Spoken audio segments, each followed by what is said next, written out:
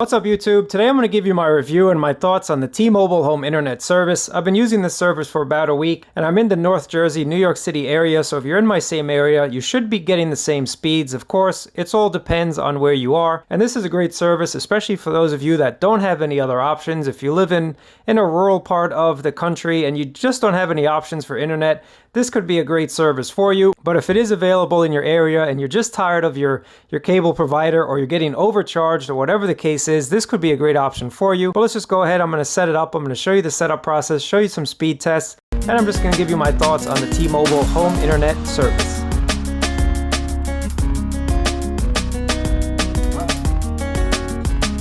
Now this is what you get in the box. There is a built-in battery for this router, and that's absolutely huge. If you're in an area that's prone to power outages and you want to make sure that you always have something to watch on Netflix when the power goes out, this is a great alternative to that cable modem that you have from your provider that looks just like this.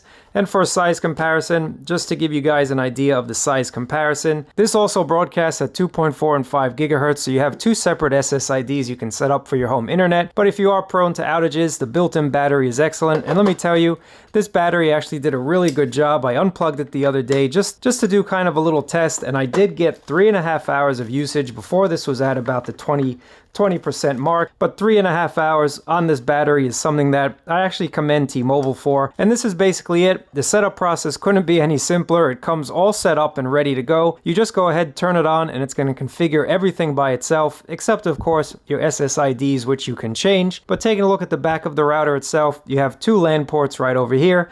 Now there is an issue when it comes to being able to plug in a secondary router to it. My advice to you guys is put your existing router in AP mode. That's access point mode. And then all you have to do is connect it to this and you can broadcast your own Wi-Fi signal. If you do connect two routers to it, you're going to have a double NAT issue, and it's not really the best ideal scenario, especially if you guys do want to play games. Just like any other modem that might have a built-in Wi-Fi network to it, it's generally not the best. It generally doesn't do the best job at being a Wi-Fi router, because sometimes it did take I'd say about 20 seconds at most for some of my clients to switch from connected without internet to connected with internet. So it just took a little bit of time, and the range on this wasn't all that good. I noticed it did drop quite a bit, so you're not going to get the best range out of this router. But again, I think you should connect an access point to it. Now that I have this all set up, guys, let me just give you my experience of using the T-Mobile at-home internet service for about a week. And I have to tell you, I've been really impressed with it. Now, is this something that I'm going to keep? Probably not, to be honest with you. I really want more speeds. Now, I'm lucky enough to be in the New York City area,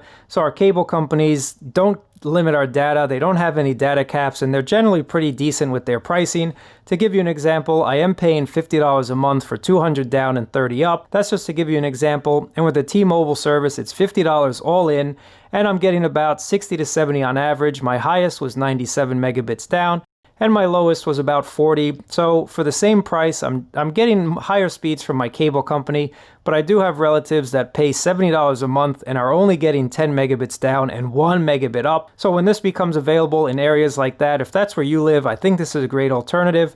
Again, it depends on how close you are to a cell tower, depends how good T-Mobile service is.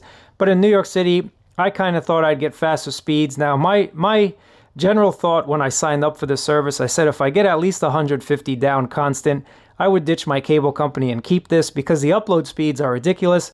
The upload speeds are about 45, 50. I even got 60 at one time, but on average, I generally don't get lower than 40 megabits up. So I think that's huge. As someone that uploads a lot, I value upload speed, but I also do value download speed as well. I had to leave the office, so I apologize for the audio. I am here in Midtown Manhattan by the window. You can see my signal strength is about 4 out of 5, so definitely a strong connection. Going back to speedtest.net, let's run a speed test and see what we get in Midtown Manhattan. I'd expect this not to be all that great, to be honest with you. There are a lot of people connected to these towers. I know there's a lot of people. It's a very populated area of the city. So I'm getting about 30 megabits down, which honestly is not all that great. Upload speed, though, is killing it at 35. The upload speed has always been really good with the T-Mobile at-home internet service. Again, at 60 to 70 megabits down, that's more than enough for two 1080p streams. But when I connected a third device and was trying to watch 4K YouTube, it did take a little bit of a second to switch over from standard and reach that 4K status. So again, it depends where you live, but at 60 to 70, that's not enough for me personally. Again, it depends where you live, it depends what you have right now, but I think it's a great alternative with no data caps and 50 all in. It's really a great alternative for a lot of people. And in terms of reliability, this never disconnected on me. I did leave my TV on, just streaming some movies and whatnot in the background for the entire day, and I had no problems. It never went out, nothing like that. There was a couple times where it kind of took a little while to load the thumbnails from YouTube or from Netflix, but then it caught up really quickly. But overall, I've been really impressed with the home internet. I just wish it was a little bit faster, at least in my area. But I know I have some relatives that pay, again, about $70 for 10 megabits down and 1 megabit up. So when this is available in their area, I'm definitely going to let them know, because I would tell them to switch to that in a heartbeat. Now, in terms of this modem router combination, there are a couple settings, and I'm a little impressed with it, to be honest with you guys. T-Mobile does give us the ability to set port forwards. They also give us the ability to set static IP addresses. Again, this is great if you have security cameras at home. You can go ahead and select quality of service as well. So if you want one device to have more of a priority over the internet than other devices, T-Mobile does give you a quality of service setting on the router. So again, I think T-Mobile is doing a good job of giving us a lot of settings here in the modem router combo. Although I am very impressed with T-Mobile giving us a lot of settings on this for the port forward, the static IP, the quality of service. But there is one setting that's a little bit of fake news, and that's the ability to put in your own DNS servers.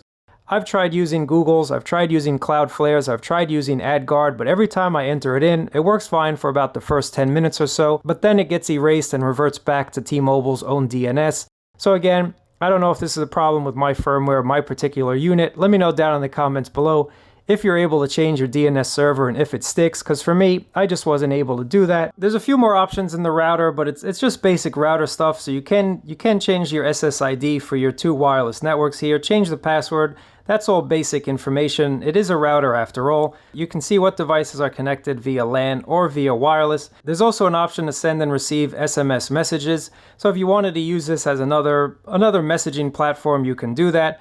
Going into some other settings here, we do have an option for a DMZ host if you want to set up a DMZ host. And that's really all the settings that I want to show you guys. This has been my experience with the T-Mobile at-home internet. I think T-Mobile is doing the right thing. I think they've priced it okay at $50 a month all in for unlimited access.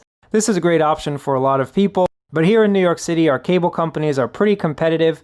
Again, it doesn't make financial sense for me to switch to this when for the same price I can get faster speeds by almost double, but it depends on your area. But if you're looking for a reliable service, if you're looking for service that can beat what you already have, the T-Mobile home internet was a great experience, and it's something I can recommend. It's something that once it becomes available for family members that live out in the country, I'm going to let them know so they can switch to this, because it is a great service and I'm happy T-Mobile's giving it to us. So I think once T-Mobile releases the 5G variant, I will be signing up for that. Again, here in the New York City, North Jersey area, 50 to 60 is not something that I want to pay $50 a month for. Again, it all depends on your area. But let me know what your thoughts are on the T-Mobile home internet. Do you have this? What are your speeds? Where do you live? Let's just keep the discussion going down in the comments below. I always appreciate you guys watching. Thumbs up, subscribe, and I'll catch you guys next time.